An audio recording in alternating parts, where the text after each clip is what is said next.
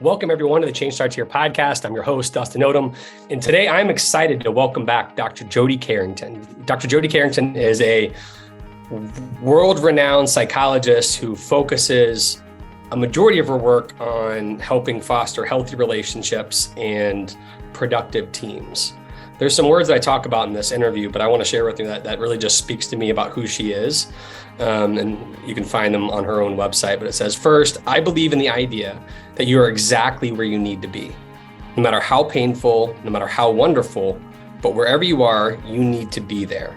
Second, I believe that we are wired to do hard things. More importantly, we are wired for connection, and we were never meant to do this alone. Jody is someone who you will tell within 5 seconds just gets people and the importance of loving others, serving others, and being with others. And so we spend pretty much the majority of this conversation on her new book, Feeling Seen, Reconnecting in a Disconnected World. And we spend time defining what connection actually is. Jody's helpful enough to help define a roadmap for connection or reconnection.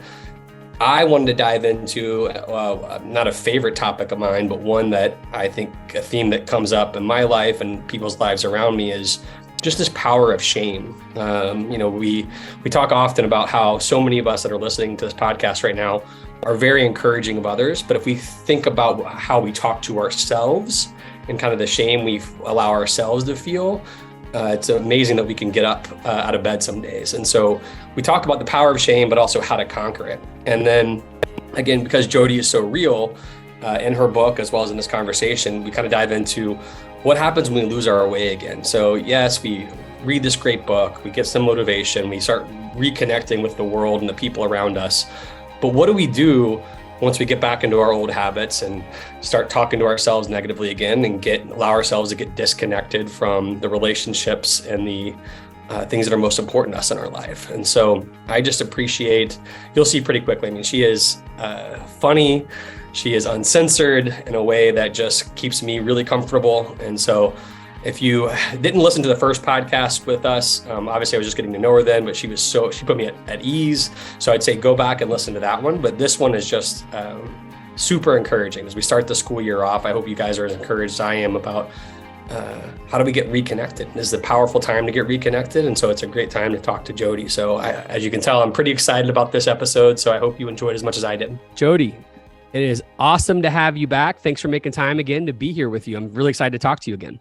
Dustin, I thought it was 4 years. You told me it's been 2 years since we did this last time. So it's been too long, my friend. I would have you back plenty. I guess keep telling you, I'm still jealous of your old, again, you don't do it anymore, which is for a lot of probably good reasons, but the wine chats, I always thought was one of the most brilliant things that you could have done. And so I was always jealous of those. So again, I don't have wine for us, but I'm excited to dive in with you. I appreciate you making time. Yes. Thank you for having me back. I asked this question, and there's only been a couple of folks that we've had back at this point. And so that's not to make you feel special, but it's just, I like asking the same question that we start every podcast with again, to see how it's evolved. And so that question is, who are you and what do you love about what you do? So my name is Dr. Jody Carrington. I'm a psychologist and I'm a mom and a wife. And I'm a leader of our little team. I am a child psychologist by training, but I've done a lot of work with organizations and actually with police officers around trauma. And I'm not a fan of kids. I'm really a big fan of the people who hold them. And I think we do an awful job of looking after the big people. And here's what I know to be true. If the big people aren't okay, the little people don't stand a chance. Absolutely. And the favorite part about what I do, I think every day, mostly I speak to educators, and that's how I started my career. And it never made sense for a psychologist really to sort of always be in the room for teach. I wrote books for teachers. I think that it is the holiest profession on the planet. And when I think about leadership in this space of sort of walking kids through hard things, walking colleagues through hard things, what I know to be true all the time is that you can't tell people how to do it, you got to show them.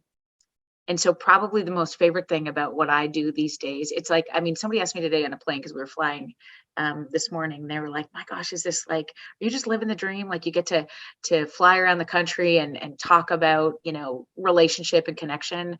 And I'm like, yes, I am. And I have 3 kids, the twins are 10 and our oldest is 13. And people say to me all the time, like, oh, Is it so hard to be away from your kids?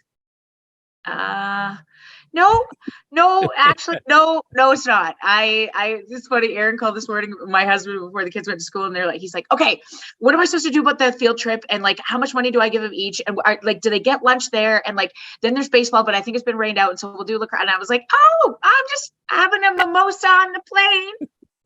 So I love you guys. You got it. I'm just going to go get in a hotel room and talk to Dustin. Okay. Oh my goodness. That's what my wife thinks I do when I travel. No, listen, I mean, this is the thing. I think since the last time we talked, I now have 3 books. The latest is a national bestseller. I spend a lot of time on the road. Maybe, I spoke 170 times last year. And because it is the thing that just lights my soul on fire. We have never been more disconnected in this world. There is a loneliness epidemic. The Surgeon General of the United States of America announced last month that we are now entering into a loneliness epidemic like we've never seen, despite the fact that we've never had this much access to connection or resources or research. Kids these days have never felt this lonely. Highest rate of suicide in your country and mine is middle-aged men. I read this stat yesterday. Since 40 years ago, in the last 40 years, the increase in people living alone has been absolutely massive. We spend more time away from each other than we ever have. And what we will never automate is relationship. We are neurobiologically wired for connection. And there is an absolute direct link between this mental health crisis, this loneliness epidemic, and the fact that we don't look at all. Nobody feels seen in this moment to the same degree that we even did 1 decade ago. And it is the only way home. How do we re-engage again? And so I love to talk about that every day, all day. Yeah. I mean, the part that was where I, besides the wine opportunity, the wine talks that you had. Yeah, you're really stuck on that, Dustin. Like, I feel like for sure we should just visit that. I mean, I could talk about just do it anyways. No, but I just thought it was a great way to break down some of the barriers in conversation. And so anyways, I just thought it was brilliant. But what I love about you is that the reason I'm in education as well is for the big people. I love the little people, but the big people are really where it starts, and that's where your heart is. And so on this conversation about connectedness, how do you define connection? Because, as you define, like as you said earlier, we're more connected wirelessly. I can keep up with people in ways I've never kept up with, that I haven't seen in 20 years that I've never been able to do before, but yet we're more disconnected. Just define what connection is. Totally. It's this false sense, in a virtual world, it's a false sense that we know each other. And to truly feel seen by another human being, right? We get to be in the most vulnerable parts of ourselves. I think I've assessed and treated over 1,000 kids in Canada, and I've never, not one time, met a bad kid. Not one time. Yep. And I worked on a Lux psychiatric inpatient unit at Alberta Children's Hospital for 10 years. And I've seen hitters and kickers and biters and the ones that tell you to F off. I love those babies, because here's the question we ask all the time in education and in my profession. What is wrong with this one? What is wrong? Do they got the ADHD, the bipolar? Do they got a learning disability? Do they got the ODD? What are we going to do with this one? And all of our IPPs or behavioral support plans look at strategies to deal with what is wrong. But we don't ask enough? What happened to you? And when people context is a prerequisite for empathy. And the more I know about somebody, people are hard to hate close up. And if I am spending less and less time in the physical presence of other human beings, I will become less and less knowledgeable about your story. And all I want to do is fix your behavior. Yeah. And when I understand the context in which your behavior occurs, it's the antidote to burnout. And leaders in education these days, I think, Adam Grant says this, and I fully believe this. We are playing by a set of rules that were established for a world that no longer exists. In education, we are marred by a set of rules that our parents taught us, that organizations have taught us. You make a good choice, I reward you. You don't make a good choice, I punish you. We cannot play by those rules anymore, because kids have never been this unseen. A strict behavioral model is predicated on relationship. Yeah, it assumes that relationship is embedded, because when we first came up with this theory, my forefathers of psychology, the boys, Watson and Skinner, we had so much more proximity to each other. In fact, retrospective data would suggest that our great-grandparents looked at their children 72% more of the time than we look at our babies. Isn't that something? And the only way you learn that you matter, the only way you learn emotional regulation, how to mourn, how to stay attendant, how to be kind, how to have empathy, is somebody has to show you face to face. Huh? I can't text one of those babies behind you and say, you know what, use your words. Okay, calm down. You're not making good choices, right? If an infant starts to cry, we are neurobiologically wired for connection. If you disconnect from an infant, they die. Okay, we will never automate relationship. And COVID exponentially increased this propensity for disconnection, because for the physical safety of our communities, the world, not just a state or a country, the world said, stay home, put a mask on, educate kids, hold your babies with masks like this, huh? And that has further perpetuated this idea that it takes a skill to have a conversation in an elevator. It's a skill as an educator to kneel down beside somebody's desk and say, okay, look at me, right?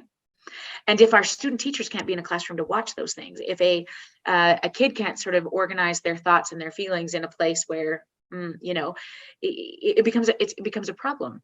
And when we look at the rate of burnout in education today, I mean, it blows my mind, but it also means that the people who are sending us their babies have never been this dysregulated either. So we've got this brutal problem that we're up against. We've never seen this level of dysregulation in kids. Huh? They've never been so chippy or assholery-ish. Neither have their parents. Huh? And then as a staff, we've never been this tired. So you can see, the issue then it becomes very divisive. We're exhausted. We lose our access to compassion, and our futility, which basically means you give a shit, is broken. Yep. What's the point? So again, I guess what I'm looking for is like that is the case. And almost every school, I just told you a story about my wife running out of gas, which she'll hate that I put on here.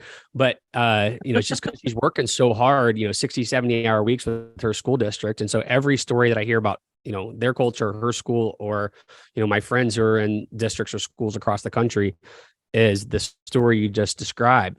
What are the steps we take to help fight back against that dysregulation or create authentic connections and relationships? Okay, so two things. You can't address what you don't acknowledge. And generally speaking, we always want to fix it. Okay. Yep. Specifically in education, we want to Mary Poppins, the ever-loving Jesus out of everything. Okay. It's okay. You're fine. We're fine. It's okay. I love the children. Okay. Let's do some strategies. Let's take some. Maybe you could teachers start clapping when things get out of control, flicking lights. Huh? We don't like it when people are upset. But here's the answer. The absolute answer is that there needs to be, before we ever try to fix it, there needs to be a space carved out for acknowledgement, of holding space for just how hard this is, to acknowledge people like your partner, your wife, who gives her heart and soul to everybody else's kids in the run of a day, at the expense of not being able to pick up her babies because she didn't have time to stop to get gas because she was thinking about, right?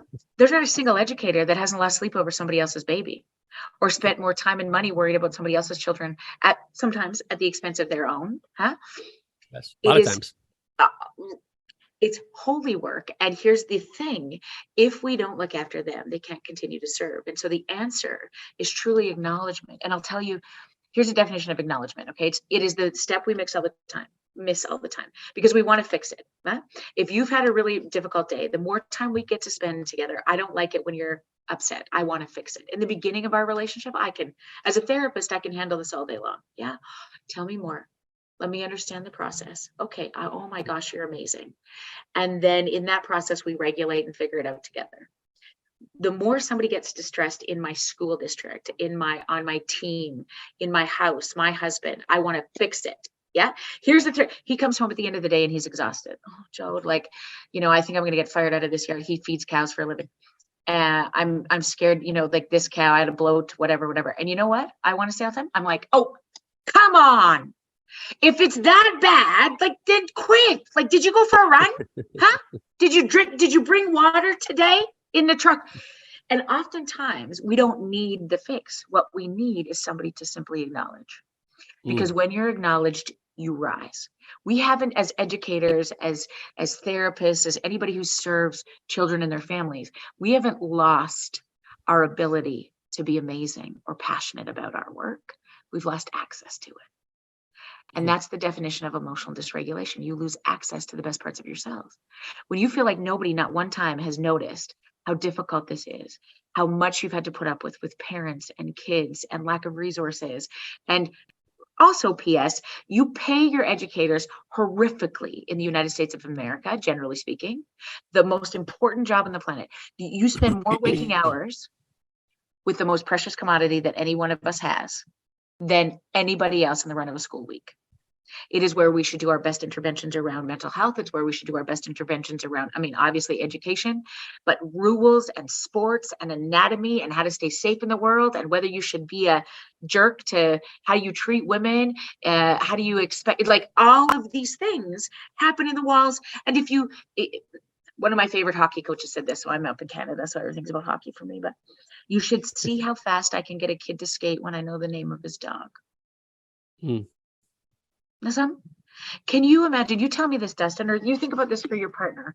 If somebody came up to her, she's exhausted, car ran out of gas today, she's going to be late tomorrow morning, and somebody meets her in the parking lot and says, Mrs. Odham, can I just talk to you for a second? I just want to tell you that you not only changed my kid's life this year, you saved it. You are one of the most remarkable humans, and my kid could never tell you because he was often in detention or suspended or whatever, but he talks about you all summer. I'm glad I ran into you today. I just wanted to let you know you're making a difference.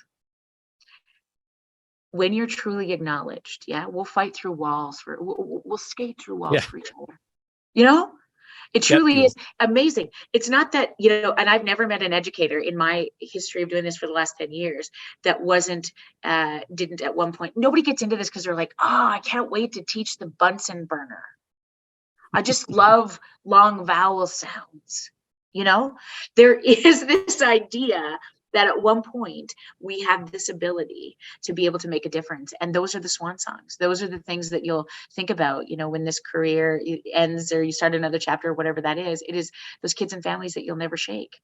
And I promise you, if you can get them in your head, any one of them, they or their families think about you 10 times as much. You are woven into the trajectory of so many stories.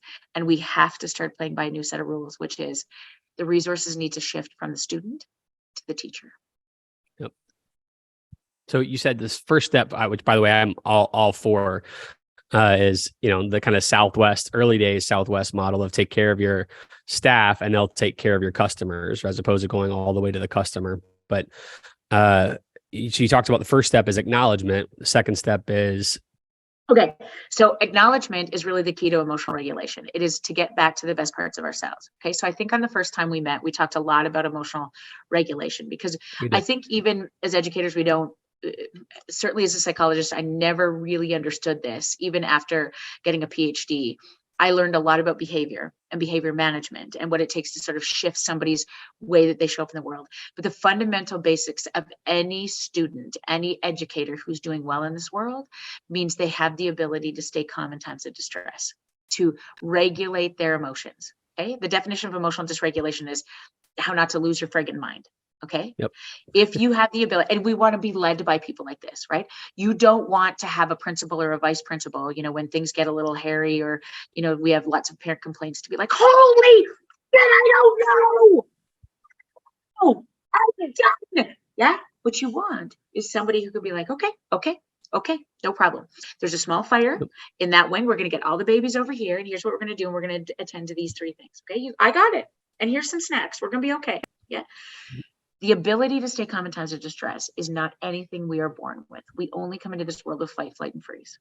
Somebody has to show us. And I can't remember if we talked about this, but my favorite quote of all time is by a dead guy named Ram Dass. And he says, we are all just here walking each other home. Full stop. Nobody gets out of here alive. We are all just here walking each other home. And when you have some regulated walkers in your village, in your community, in your story, you will do better. Even if you have the most traumatic history, If we look at some of the ACEs research around kids who struggle the most, the benevolent experiences, the corrective experiences in trauma, 50% of all of those benevolent experiences happen in the walls of a school. If kids can answer this question with a yes, they will heal. Did you like school? Did you have one adult, at least one adult who cared about you? Did you have opportunities to have fun? Did you have regular and predictable routines? You think about what can be provided. Now, it is not the responsibilities of teachers to do this, right? Because there's too much on the plate.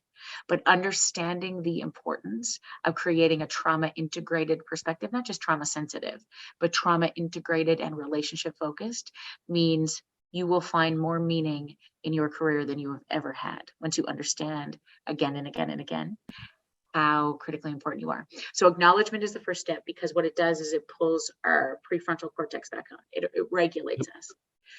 We're like, okay, do you mean it? Do you really think? Is it worth it? Are you sure? Can you tell me more about that? And when we get to that state, then there's so much more availability to figure out how we stay there. What do we got to do to get back to this place? And if I'm thinking about giving it away to other people, like regulating a kid or a dysregulated parent or a losing their mind spouse, there's probably 3 words that I say all the time that allow people to get regulated, give them some space to be acknowledged and regulated. Do you want to know what they are? I'd love to. Tell me more. Now, you generally have to use that statement when you don't want to know more. Okay. When you have all the answers and solutions and strategies, just a tip for free here, when your wife comes through the door, you're not going to say things like, how did you let that happen? How you ran? Oh my. And she'll be like, I don't even know what happened. It was ridiculous. The car, did you take it? You didn't fill it up last time. And instead of arguing, this is an acknowledgement. Tell me more. Tell me more. I often ask kids this: what's the hardest part? As a leader, I ask this question all the time, and I hate it, is what am I missing? Because oftentimes when we don't give our staff, our team, the kids we serve, our own children, the opportunity to drop their shoulders and step back into emotion, that pure act of acknowledgement, you can't fix somebody or even attempt to assist somebody who's emotionally dysregulated. Our first job is to get them back there to the best parts of themselves. And then we teach, then we consequence, then we do all those things. It's that middle step that we've often missed because proximity in the last 2 generations has changed so much. And our rules that we play by in education haven't. It's all based on this idea that we're looking at our kids a whole lot more. We're assuming that kids are filled up when they come to us. We're assuming that there are a lot of relationships that are embedded in that family system, that they're not living in single parent households, that they're regulated. That's not true. That's not true for at least 50% of the kids that come through our door, because at various points, divorce rates in your country and mine hover around 50 to 60%. And so there's lots of kids in a state of heightened arousal before they even come through the door. It is not that you have to fix it. It's that we have to be aware of that. Because if we don't understand that it's them, not us, then burnout perpetuates. Well, and so when we put it into context, Sorry, I get fascinated on, your focus on the adults, right? And helping them regulate. One thing that I've noticed over, I don't know, a number of years, but definitely over these conversations with awesome people like you, is how we talk to ourselves as adults is really limiting. And so I feel like there's a lot of shame in people's heads when they're talking about, oh, I'm just no good. And so it's a small part of your book, but I highlighted it because the shame thing this trend keeps coming up for me. And you call it the shackles of shame. I'd love to unpack that just real quickly with you of, when you think of shame, like how powerful is it? And then you kind of break down how people use punishments in a way that shames people and doesn't get us the outcomes that we want. So I'm curious about your concept of shackles of shame. Yeah. So we historically use shame, and we've all been raised in this way, right? In the efforts to sort of get to snap you out of it, for you to think like, oh my gosh, I don't want to be perceived that way. That is predicated on a relationship that I actually don't want to disappoint you with. If you've been assholery-ish to me my whole life, if school is not a safe place for me and I'm always getting suspended, right? Yep. The intervention is not effective anymore. In fact, it further disconnects you. And I think shame is one of the most powerful emotions on the planet. And as humans are, I mean, this is what you tell me about this, but my assumption all the time when I looked at somebody who was regulated or calm or, wrote books on parenting, right? If you read kids these days, my first book, it's phenomenal. National bestseller. I mean, one of the best things I think on the market. If you watch me with my own personal children, you wouldn't buy the book. Okay? Because we have the ability when we're regulated to have access to the best parts of ourselves. We know what to do. And when we get in a state of emotional dysregulation or somebody has shamed us, you are such a shitty parent, Dustin. Like, what is wrong with you? That doesn't tend to make you go like, okay, I'm just going to try harder. Yep. And when we think about this idea of shame as a behavioral motivator, you can, if you have a big enough stick, you can get anybody to comply. Right. But the biggest question that we have to ask ourselves these days is, where does it leave these kids with? What does it leave our partners with? Right. And if we truly want sort of that regulated sense of, I want to be better, do better, there's so much more of this that has to shift around this, this thing we get back to all the time, which is shame. I'm going to pull you at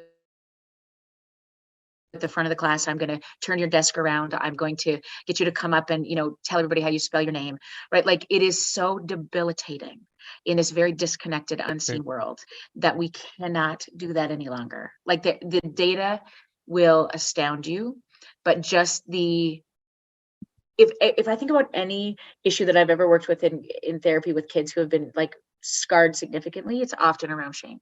With that, I mean, again, I will never have the experience you have to be able to identify it, but I'm thinking about leading my team. I know shame is deep down within everybody, right? And that can hold them back from being their full selves and fully comfortable and thriving. Are there any tricks or not shortcuts? Probably the worst way to describe it, because you really want to know somebody. But what are the best ways to try to identify shame if people have it and then help them climb out of it? Okay, so first of all, everybody has it. And oftentimes we think it's a long walk between like, this guy's confident, he's got his shit together, he's amazing, to like, or even in your own internal head, right? You think that I'm like, okay, I've got it, this is the best, I'm the best part, like they're lucky to have me, to I'm a piece of shit, I'm useless, I'm not going to be ever. People think that's a long walk. It's like this. We tend to have one foot in one side, one in the other all the time. You understand? Right? Like, think about how quickly your children can turn you into like parent of the year to like, hi, somebody else needs to raise them. That you're right. You should hate me. That was such a bad job. Right? And so I think what I want you to recognize, or what I'd love, I have to think about every single day, is just what a state of fragility so many people are in. But here's my biggest hope in humanity. And this is why I am so grateful to be alive. And I'm so excited for my children. And this is the truth of it all. The bar is so low. If you want to leave a legacy right now, your ability to be teacher of the year is not out of reach. You want to know what you have to do? Be nice. You give somebody a compliment. You watch what happens, okay? You do that whenever you listen to this episode. I want you to watch what happens when you give somebody a compliment in the next 24 hours, right? It's got to be genuine. And I don't care if you know them or not, right? Dad, look at this kid. He's amazing. I was just watching you guys having lunch here. I just wanted to tell you, I don't know what you're doing, but you're doing something right. The manners that kid has, I hope you have a good day, right? Single-handedly, you buy coffee for somebody behind you. In the Starbucks, in the Dunkin' line, But I mean, it is remarkably little what it takes today. I was on an airplane today, and somebody said that the stewardess was serving or whatever, and I just said to her, "Oh my gosh, you look amazing today. I just love your kindness, right?" You should see how many cookies and pretzels I got, like just throwing them at me. Do you like, honestly?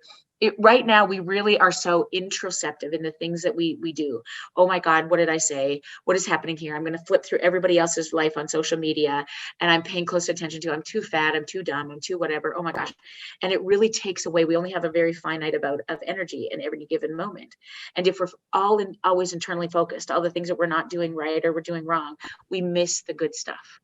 And I often talk about this, the capacity to shift to joy. Joy is a choice. Even if you're sitting in the front row of a funeral, there's moments of joy. And I think we've really got it wrong when we think about this all the time. If I were to ever ask a parent what they want for their child, I would say, if you had any wish for your boys, like, what would it be? You just want them to be, and people generally say, happy. I just want them to be happy, right? I'll do anything for them to be happy. And here's the problem. Nobody's happy all the time. Okay. That's so dumb. And we've never been inundated with this much data to suggest that everybody right now is happier than us.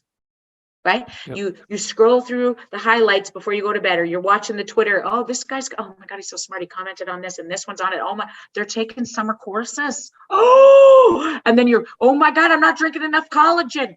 Oh, and you're yelling at your, like, we need family pictures. Jesus. Nobody's happy. Okay. Nobody wakes up every morning and goes like, what? This is what I hoped a 48-year-old body would look like. I'm just so happy with it, and I'm just so happy with my husband. Oh, what a good choice. I had a lot of choices in 1993, okay? And I got this freaking problem. I can't even cook. And nobody's happy with their parenting. They don't go to their kids and be like, I am single-handedly crushing this. Most of the time, we're beating ourselves up for like, I just told you I had a best-selling book. You just seen the knockdown shoot 'em what I had with my personal daughter last night. She's 10. I don't even understand who's going to jail, me or her, but something is going to happen and it's not going to be pretty.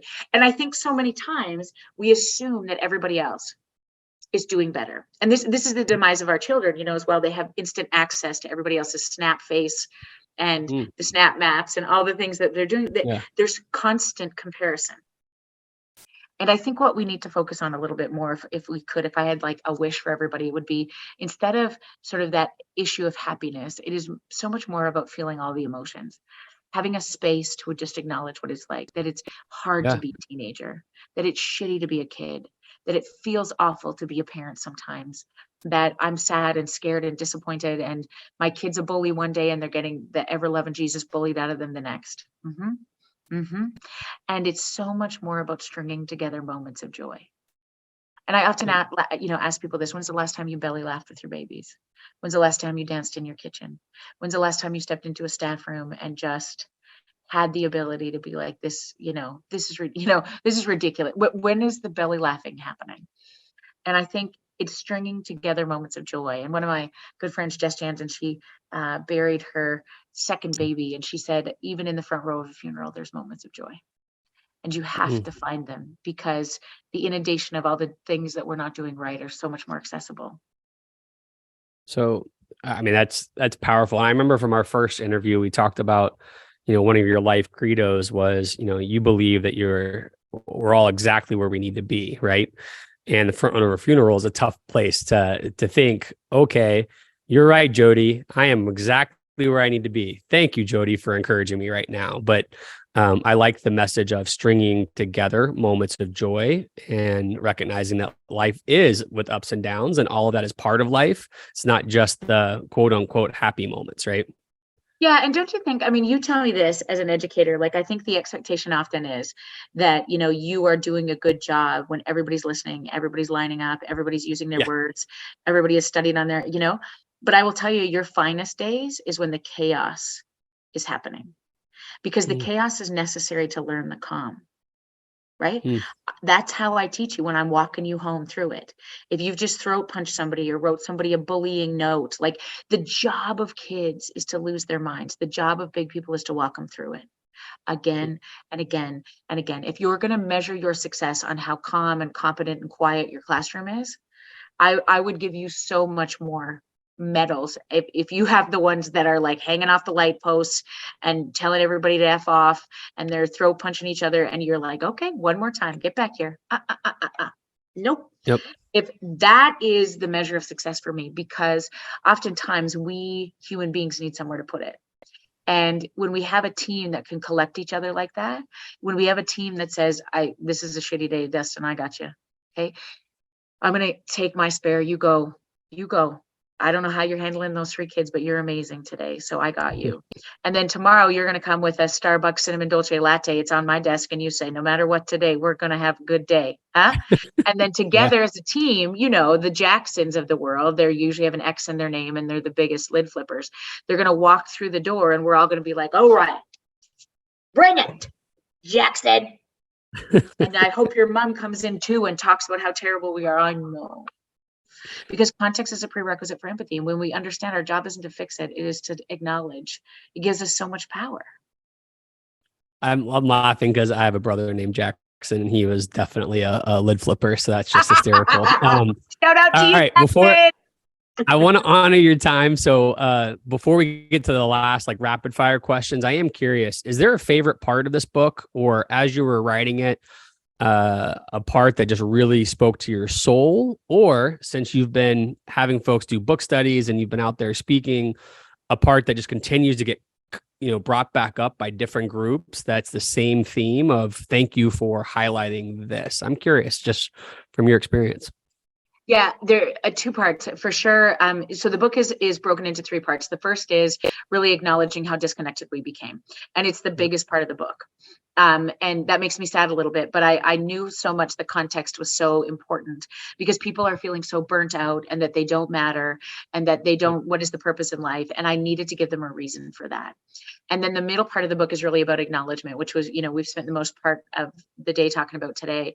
And it truly is something that I think a little piece that so many people forget in the run of trying to get people back to being happy. And so I think that's the thing I talk about the most. And then the last part of the book is where do we go when we mess this up? Because this isn't an end game. You're supposed to drink your water and work out and be kind to people. Okay. We what happens when you screw that up, which you will do at least a couple times a day? How do you get back to the best parts of yourself? And I mean, I'll leave you with just sort of a quick summary of that last section, which is really, if I'm going to do the best things in this world, I know on my best days, some days I just drink wine, but on the best days, I also can do these 3 things. I need to reconnect, not just connect, but reconnect, get back to my people, my breath, and my why. And my people, your people, are not, generally speaking, your friends, or it's a small select few of 4 or 5 human beings who know you to the core. And they don't even have to be on this side. They don't even have to be on this planet. Often we are most motivated by the people who come before us, or, our best friend that, died, or, our grandmother that, was a teacher and we want to do better and be better now.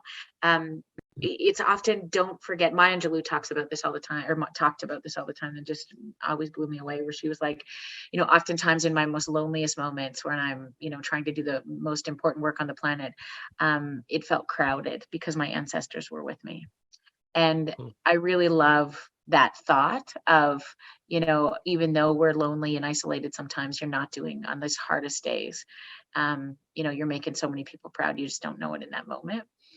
And then the second thing for me is your breath. And this is the thing that I think is so critical right now. I mean, whenever if you're driving home from school, or you're on your way, or you're thinking about, how much you got to change in your life. I think about this all the time. You just drop your shoulders. And you have to do it on purpose, you see, because most of the time we've spent in uncertainty, fear, no end in sight. So we go like this, our shoulders are up around our ears. And so it's just a simple cue. I have a note on my bathroom mirror on my computer that just says, drop your shoulders. And it drops your cortisol, changes your neurochemistry. And we have to do this on purpose. So wiggle your toes, relax your jaw, get your body into that state of just the best parts of yourself. And we have to do that on purpose these days, because if left to our own devices, again, remember, we're very introspectively focused. And so we're worried about all the things we're not doing right. And it's a practice of getting back to the best parts of ourselves that the more you do it, the better you're at it. That's awesome. Well, I think, obviously like I said earlier, we've only had a couple of folks back on, and you were someone that was a no-brainer for us, because I just love the authenticity in which you carry yourself with. And also, the directness of either your thoughts or your feedback, because for me, it's something I can walk away and start working on right away. And I love the idea of being exactly where we need to be And I love the idea of, and what you're fighting for here is to make sure people are truly seen and reconnected, not just connected, but reconnected, continue over and over to build those connections. So I just thank you so much for having the courage to put your thoughts out there for the world, but also loving us enough to come back on here. Oh, anytime, Dustin. And like, we really have to do this in person, Abby. So let's get this set up. Okay. Yeah, I'm in on that. That's an easy yes. Real quick rapid fire 4 closing questions. You don't have to think about it too much. Don't overanalyze it. First one, what's a habit or discipline you try to utilize every single day or weekly to make you the best version of yourself? I would say slowing down. So 5 minutes of just no thoughts is one of the most incredibly important things to do, particularly in this very unfocused world, just to give yourself a break. No social media, no talking, no thinking about anything. You can do it anywhere, anytime. I just feel like I am so much better when I can give myself that little break. That's great. Book or books, you can use multiple ones that have either your favorite book or a book that you recommend all the time for people to check out. Tuesdays with Morrie is an older book by Mitch Albom, and he wrote about the relationship and the lessons he learned from a graduate advisor who was dying. I love that little book. And anything by Brene Brown changes my life. And there's a new little book out by Jody Carrington called Feeling Seen that I think will single-handedly alter the trajectory of your life. I think people who are listening will definitely be attached to that one. All right. As I said, I'm not going to describe this next one like I do for most guests, but since we both have kids who play baseball, I just want to know right now, this week, where you are in your life, what is your walk-up song? Okay, so it has to be a Taylor Swift song, only because she is single-handedly owning the planet, the planet, and she's a remarkable human. I feel like I know her. I'd have to do "Bad Blood" by Taylor Swift. That's great. I think, again, this may be off, but I think I read something the other day that was she has drummed up like $5 to $6 billion for the economy for just to offer global tour. Yeah. That is crazy. So can I tell you this quick story? So I was on a plane to Chicago and full of concert goers, okay? Because she was going to play Chicago Friday, Saturday, and Sunday. I got on the plane and I'm old. And so people were like, oh my God, are you going to Taylor Swift? And are you going to the concert? And I was like, oh yeah, I was going to the concert. Guess what concert I was going to? George Strait. Yeah. I love George Strait. Same. George Strait and Chris Stapleton. People are like, are you a Swift? I was like, no, I'm a Straighty. So it was like not the same, but I kind of felt like also I went to Milwaukee to see George Strait. Everybody stayed in Chicago to see Taylor. Same. Hey, Stapleton, that's probably one of my wife's favorite singers, Chris Stapleton. Oh, he was phenomenal. Yeah. That sounds like a great concert. All right, last question. You're someone who's constantly on the road, talking to really interesting people, whether it's on a plane or social media or at conferences. What's the best piece of leadership or change, like human potential change advice you've come across recently that you can't get off your brain? Don't forget how much you matter. Don't forget how much you're loved in any situation, in any room, right? And just give it away. Relentlessly give it away, and you will be better for it. This is not for anybody else but you. Well, Jody, this was awesome. Thank you for bringing yourself here today. I love, for those of you who are not watching, I love the Nirvana, shout out Nirvana sweatshirt you got on here. That's great. Bringing it back. My daughter made me buy it because she's 10 and I'm not cool. So we have matching ones. That is awesome. That's a great reference. Real quickly, just remind people as they're listening, if they haven't engaged with you already, what are the best ways to engage with you and your community to continue to grow? Yeah, drjodycarrington.com is our website, and I'm across all of the social media platforms. I just love your community that you're building, Dustin, so I would love them to be a part of ours too. Yeah, me too. Well, Jody, thank you. Enjoy your time. I think you're in Toronto right now, so enjoy your time and then your vacation a little bit off with your boys. So have fun. Appreciate you, and we'll have to get together soon. Yes, I would love that. Take care, everybody. All right. Thanks, Jody. See ya. Please support us by subscribing to our YouTube channel, podcast on Apple or Spotify, and help us celebrate the beautiful, messy work of shaping human potential.